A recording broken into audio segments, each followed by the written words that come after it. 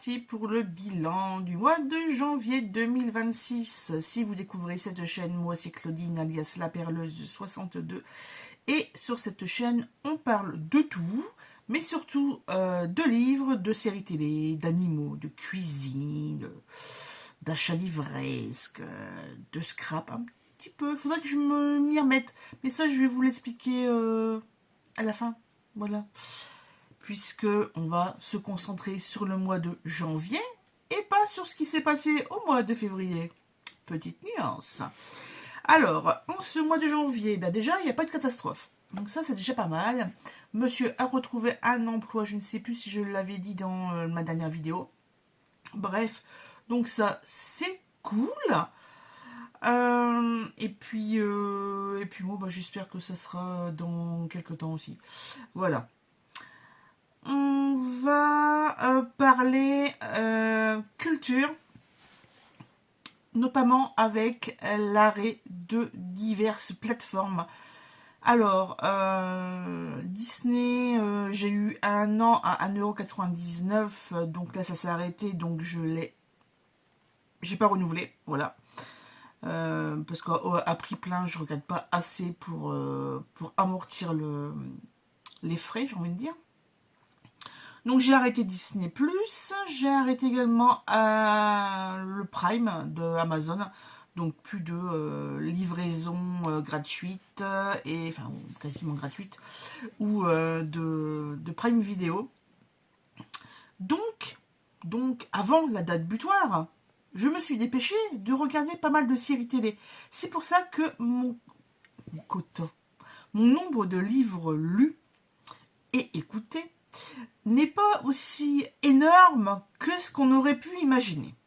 Mais bon, donc là je vais m'aider de mon petit carnet, donc là les livres, mais surtout ils sont où là, séries télé, films. On va parler de ça. On a encore Netflix par monsieur, voilà. Et là pareil, on enquille bien, surtout en ce moment là. Non, faut que je reste focus sur... Ah, mais fin janvier, c'était la sortie des Bridgerton, donc je peux peut-être en parler un petit peu, on verra après. Donc, moi, sur Prime, j'ai découvert que sur la série Berlin, il y avait une 3e saison qui se passe en 1964, un truc comme ça. Bref, et 63. Donc j'ai décidé de reprendre du début. Donc Berlin 56, Berlin 53, 59 et Berlin 63 pour la saison 3. Ensuite, j'ai regardé le diplôme sur TF1.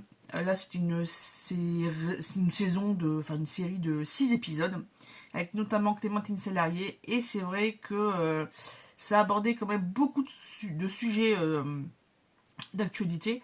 Donc on va suivre pas une dizaine, ou à peu près, 8, un noyau du 7-8 personnages. Notamment, donc je dis Clémentine Célarié, mais on a aussi Bernard Campan et Camille Lelouch. Donc il s'agit du diplôme, donc le baccalauréat, mais pour les personnes qui ont été qui sont sorties du cadre scolaire en fait. Voilà. Donc c'est des personnes et des jeunes.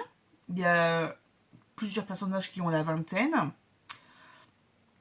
Mais ils font en candidat libre en fait. Et puis il y a les seniors, j'ai envie de dire, voilà, les plus de 50-60 ans, qui veulent se challenger eux-mêmes, quoi. Enfin, et ça aborde pas mal de situations et c'était hyper intéressant. Voilà. Toujours sur Prime Video, alors j'ai commencé à regarder la saison 2 de la saga Agatha Raisin, parce que oui, il y a une série télé, c'est pas juste des bouquins, et j'adore cette série, et parce qu'on retrouve un des personnages dans la série Ugly Betty. On retrouve c'est la styliste en fait, la dame blonde, et là c'est horripilant quoi, franchement. Agatha Raisin, c'est voilà.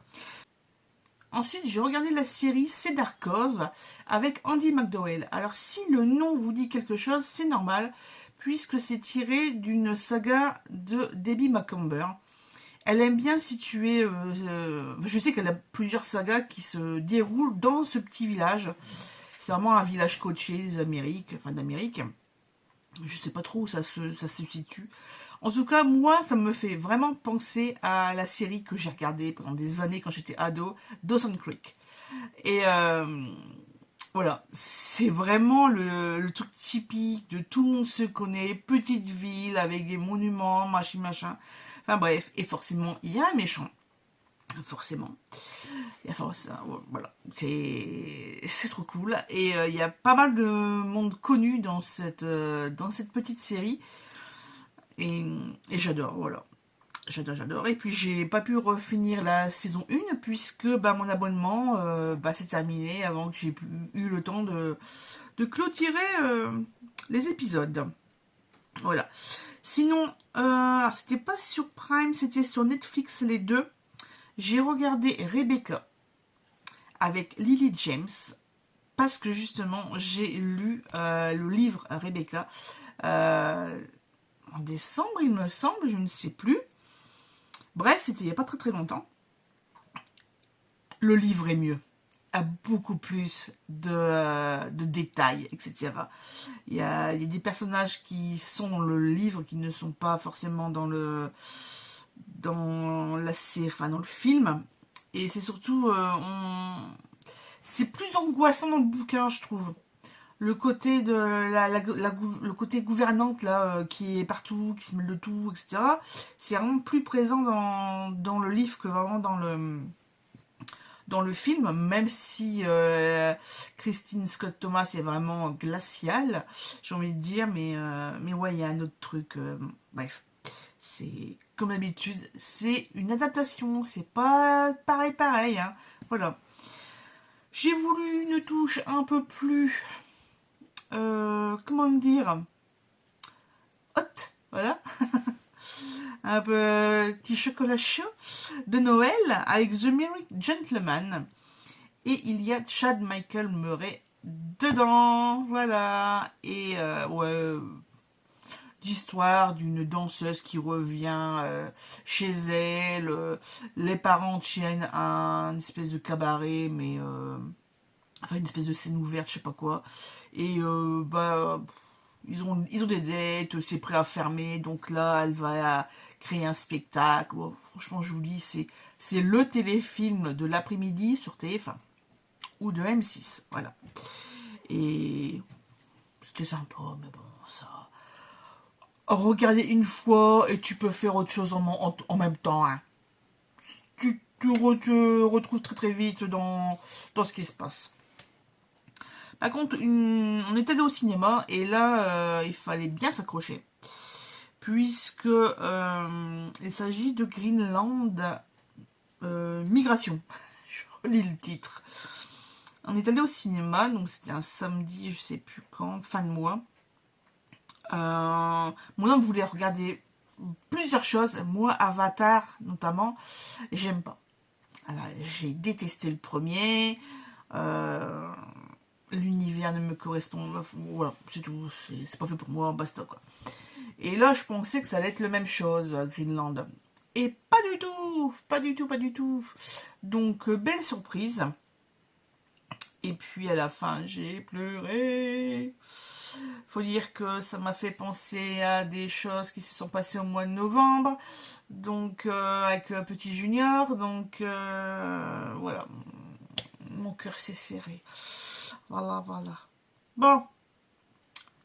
Donc ça, c'était au niveau culturel, vision audio. Voilà. Maintenant, on va passer aux livres. Parce que les livres, j'en ai quand même lu pas mal, même si j'ai arrêté mon abonnement Nextory, donc je me suis dépêchée. En fait, j'en ai lu que 2. Enfin, écouté que 2. Voilà. Bref. C'est parti. Alors, sur Audible, j'ai écouté De Café l'addition et malheureusement, il n'est pas sur Livre Addict, donc les chiffres vont être faussés en fin d'année, c'est pas grave. Donc ça, je l'ai écouté je l'ai fini de l'écouter le 3 janvier. J'ai enchaîné le lendemain avec Des souris et des hommes de John Steinbeck sur Next Story. Un classique. Il me semble que je l'avais déjà lu lu. Parce qu'il y a des passages vraiment, je savais ce qui allait se passer. Donc après c'est un classique. Peut-être que on a vu des extraits de pièces de théâtre ou de films, etc. ailleurs, dans d'autres supports, dans d'autres œuvres. Je veux dire. Enfin bref, en tout cas hyper poignant. En plus c'était avec. Qu'est-ce qu'il fait lui? Nous avons Vagabond qui... Bonjour. Bonjour.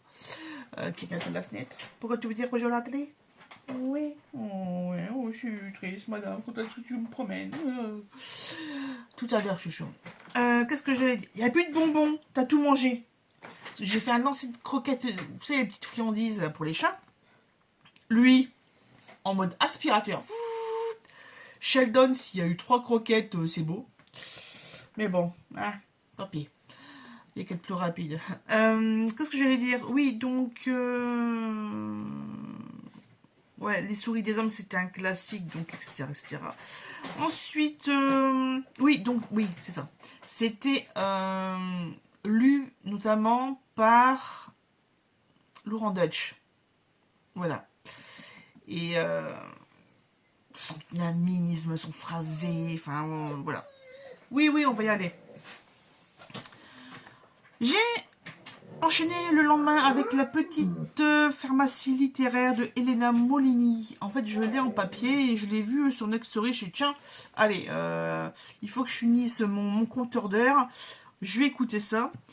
J'ai été surprise que ça soit vraiment un roman et parsemé de références en fait. Voilà, c'est le titre, la petite pharmacie littéraire. Je pensais pas que ça allait être comme ça, mais c'est bien, c'est très très bien. Donc là, fin de l'abonnement le 7 au matin, donc voilà, c'est tout. Hein. On enchaîne avec les audibles, avec notamment donc en streaming inclus dans l'abonnement. Le dernier des écrivains de Gwenaël Robert. Alors celui-là, il m'a retourné l'esprit. En fait, on va suivre une assistante de... Je sais pas comment ça s'appelle, enfin bref. Assistante de presse, ou agent de presse, un truc comme ça. D'un monsieur qui est déjà assez âgé et qui vient d'être nommé ou nominé pour le prix Nobel, il me semble. Puisqu'il doit aller en Suède récupérer son prix. Voilà. Et en fait, il n'y arrive jamais. Donc, il va y avoir une enquête. Voilà. Et il va se passer plein d'événements. On va vraiment suivre elle. Voilà, c'est vraiment elle qui est la narratrice, en fait. Donc, franchement, je ne m'attendais pas du tout à cette fin-là. Il y a un moment donné, qu'est-ce qui se passe et tout, et puis à la fin il y a plusieurs choses qui vont faire que tout va se débloquer, et là tu fais waouh, ah ouais, j'aurais jamais imaginé. Enfin bref. Ensuite j'ai encore écouté sur Audible pareil, une espèce d'histoire comme ça un peu décalée, on part sur un truc, on va carrément ailleurs. Il s'agit de Là où poussent les coquelicots de Bruno Watelet. Et là, on va suivre un jeune papa. La petite, elle va avoir 2-3 ans, je crois 2 ans. Et en fait, la maman, elle va disparaître le jour de la naissance de la petite fille, de leur bébé. Et le monsieur, il est persuadé qu'il s'est passé quelque chose. Parce qu'en fait, on voit sur les... C'est dit dès le premier chapitre. On voit sur les caméras que La dame, elle quitte toute seule l'établissement hospitalier et qu'on la voit un peu sur le parking, tout ça. Et après, bah, il n'y a plus les caméras de l'hôpital, donc bah, c'est la nature. Et lui, il fait des recherches, il contacte, pas quotidiennement, mais au début, oui, mais au moins toutes les semaines, tous les 10 jours, la police pour savoir s'il y a des nouveautés, enfin, des nouvelles pistes, etc. Et, et après, à un moment donné, on va avoir une deuxième voix. Donc en fait, il y a plusieurs narrateurs, j'ai envie de dire. C'est vraiment un roman choral que je n'étais pas au courant. Et, euh, et là, on se rend compte que entre ce que lui vivait dans son couple et ce que la dame vivait dans son couple, et ben ils vivaient pas la même chose, quoi. Dans leur tête, c'était pas du tout les mêmes ressentis, etc. La même implication. Et tu fais, ah ouais, mais en fait, bah, si, bah, c'est comme ça aussi pour en vrai, quoi. C'est pour ça qu'il y a des disputes, c'est parce qu'on n'avait pas sur la même longueur d'onde. Et que des fois, quelqu'un croit que c'est comme ça, et enfin bref, vous savez si vous êtes en couple ou vous l'avez été, même si vous n'êtes pas en couple, mais vous êtes au sein d'une cellule familiale, etc.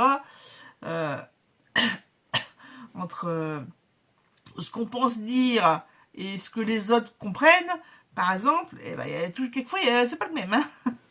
Voilà. Bref. Donc ça, j'ai mis un petit peu de temps à m'en remettre. Voilà. Franchement, j'y pensais quand même assez régulièrement. Et puis, bah, comme je vous dis, j'ai fait aussi les séries télé et les films.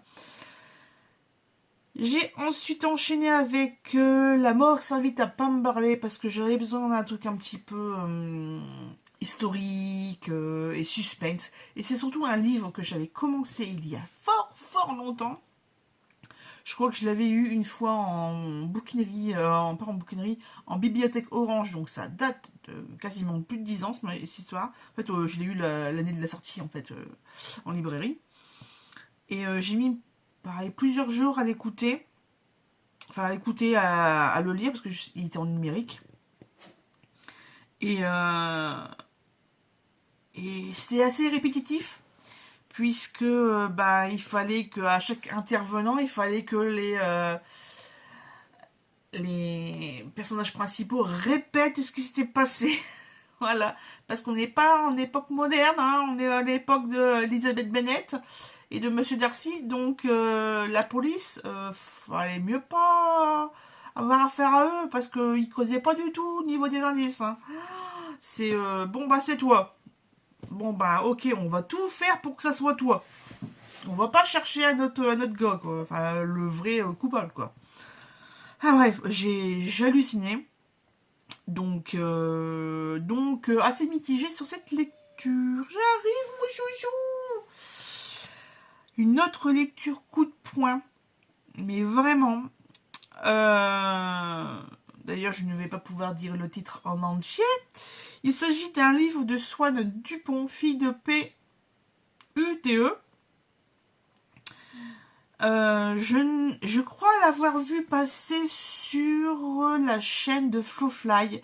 Il parlait des nouvelles sorties de la rentrée littéraire de janvier 2026. Et ça l'avait intrigué. Et donc, il racontait un peu le synopsis, tout ça. Et ouais, c'est vraiment pas une lecture courante, quoi. Et effectivement, mais ce n'est pas aussi vulgaire que Virginie Despentes. Voilà, parce que là, elle a vraiment un langage très fleuri, très urbain, etc. Là, c'est plus dans les situations, on est plus euh, dans le passage du corps de petite fille à adolescente, à femme, à mère aussi, à amante, enfin voilà. Et, euh, et c'était vraiment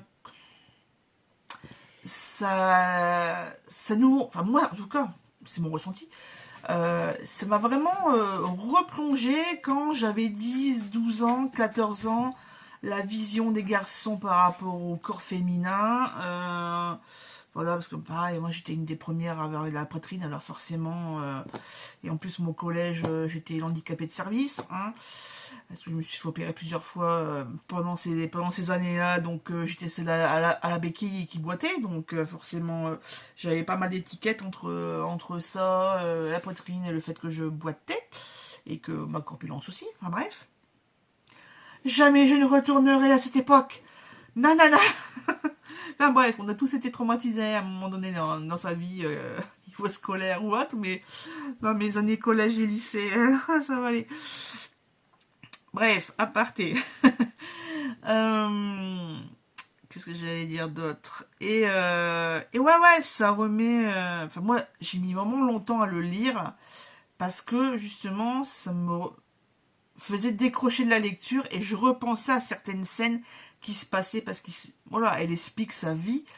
Euh, et le titre, c'est... enfin, ouais, je sais pas si c'est en lien avec la fin ou avec le début du bouquin.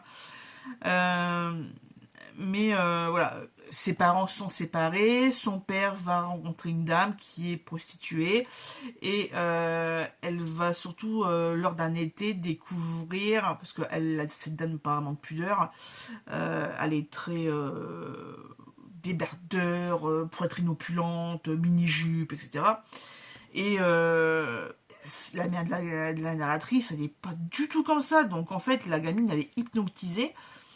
Et enfin bref, donc il y a vraiment ce rapport de confrontation passive-agressive avec cette personne qui, en plus, voilà, enfin, pour elle, en tant que d'enfant de 10 ans, en plus avec ses frères et sœurs derrière, cette dame, elle a volé son père, quoi. Voilà. Et puis le rapport qu'elle peut avoir, voilà, par rapport à son métier. Enfin, en plus, on ne sait même pas si vraiment elle exerçait ce métier-là ou si c'est juste parce qu'elle l'a entendu quelque part que... Enfin bref, c'est assez flou. Et... mais voilà, elle a grandi dans cette ambiance de corps féminin, on se la raconte, etc. Parce que c'est vrai que quand elle a 12 ans, je crois, 12 ou 14 ans, même ouais, déjà 12 ans, je crois. Parce que quand. Ouais, c'est ça. Parce qu'elle a passé 2 étés, le deuxième été, la belle-mère avait acheté des hauts talons. Enfin, des talons, des chaussures à talons. Et quand la mère a découvert ça dans le sac de retour, c'était fini. Elle l'a pu envoyer. Donc il y a toute une histoire avec justement les accessoires féminins, donc les soutiens-gorge, les robes, les choses le maquillage, la coiffure, enfin voilà. Et c'est pour ça que je vous dis, c'est vraiment... Ça fait penser à sa propre construction de genre, j'ai envie de dire. Puisque maintenant, faut parler comme ça, même si on est de physique féminin ou masculin, le genre est, voilà, comment on se décrit dans la tête, voilà. Enfin, c'est compliqué cette histoire. En tout cas, j'ai adoré. J'ai adoré d'autant plus que ça remuait beaucoup de choses. Et aussi bien sur soi que sur le personnage, dire vraiment dans quoi tu t'embarques, pourquoi tu fais ça, mais elle-même se critique elle-même en fait. Alors je sais pas si c'est totalement autobiographique, mais en tout cas si elle a vécu tout ça, bah chapeau, vraiment chapeau de t'en être sorti parce que waouh quoi, waouh. Voilà, donc là pour le mois... Ah oui, j'avais commencé à lire un autre livre, mais bref, il y a eu un petit problème, le fichier était endommagé. Enfin bref, je ne vais pas réclamer, tant pis. Mais voilà, donc c'était Adam de Eni Eli. Si je le trouve en papier, je vais le prendre, puisque franchement, il est très très intéressant. Et ça, c'est un livre que Pikiti Bookin avait avait lu. Et j'ai fait, tiens, ça m'intéresse. Voilà, donc il faut que je me le procure. À part ça, je vais vous parler justement des projets. Donc, on a fait une sortie, les projets scrapbooking, parce qu'on a fait une sortie le 1er février. Et j'ai fait plein de photos. Donc, j'aimerais bien faire un album scrap. Voilà. Donc, je dois d'abord gérer tous les achats livresques de ce mois de janvier. Parce que j'ai quand même beaucoup craqué. C'est surtout aussi que une copine d'enfance, Clémence, qui m'a contacté puisque sa maman est décédée et que bah, il faut vider la maison. Donc elle me fait ah, bah, comme tu es une grande lectrice, regarde s'il y a des choses qui t'intéressent. Bref, donc j'y suis allée, j'ai vu, j'ai pris. Il s'est passé ce qui s'est passé. Et puis, bon, là, malheureusement, on n'a pas pu se voir, puisqu'elle n'habite pas dans la région. Mais bon, on s'est contacté après ma visite. Et alors, merci encore de m'avoir contacté. Hein, ça fait plaisir.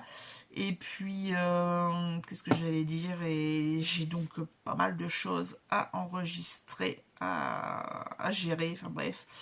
Ensuite, bah, c'était pas en janvier, c'était en février, donc ouais. Parce que j'ai fait un petit tour à Lille. Donc on en parlera dans le bilan du mois de février.